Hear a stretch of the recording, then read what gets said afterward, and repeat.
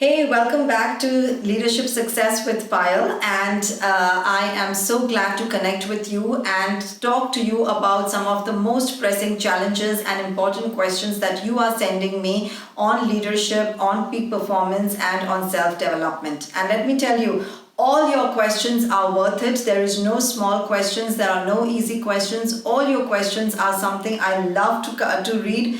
And I love those comments when you all answer me back and say, hey Payal, I was able to achieve this result and I was able to go to my next step. So thank you for everything. And here's our question for today. It's a very interesting one. It comes from Amit from Bangalore, who's asking, what are some of the tips for the first-time manager? So here are some of the best tips for you, Amit, and for everyone who are managers, who are leaders, and who want to grow in their career.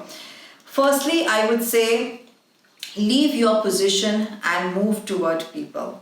This is something I learned in a very hard way in my own life. When I was a first-time leader, when I was a first-time manager, and I was really super excited to get there. I was super excited to be where I am, and I remember having the interest of my people, and I wanted them also to come to the top. So I would be from there telling them, hey, you need to come up here, you need to do this, this is how you get to the next level, I'm going to show you the way.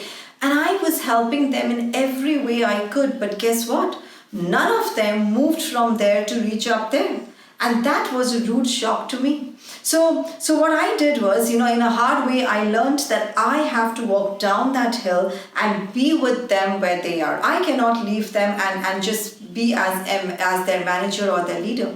So I took those steps. I went to them. I was amongst them. I started to work with them and climb the hill with them.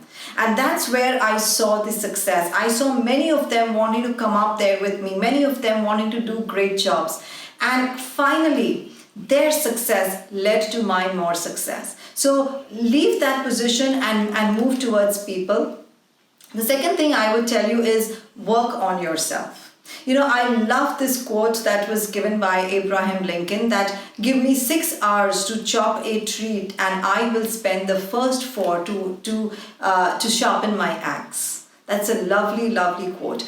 Work harder on yourself than you can on your job, because there is a reason for this. If you have read my book, Success is Within, I think that's my first book where I had mentioned, you as a leader, you take yourself with you everywhere. You take yourself with you to that position, to that next title, to that next role, to that next project, that next job, the next company. So it's very imperative that you spend many, many hours a day to work on yourself before you work on the job.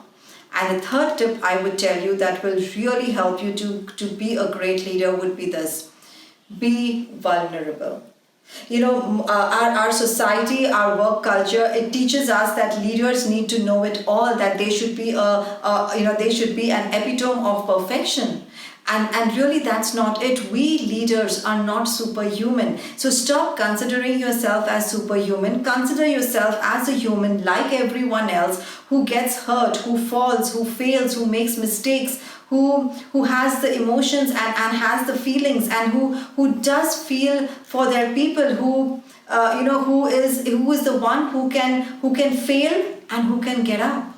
So don't sit there, feeling that you need to be perfect in everything and you need to show that you know it all. In fact, just do the reverse. And I assure you, you will be able to connect with your team more deeply.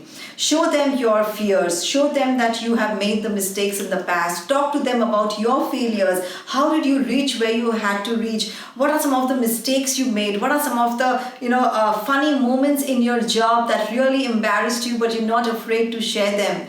And I assure you, you will connect with them very deeply, because they will begin to trust you. And that's when you become a leader of influence. Because, it's then that your team, the people around you, want to follow you, not because of your position or your chair, purely because they trust you, they trust on your leadership, they know that you have their back. So be vulnerable.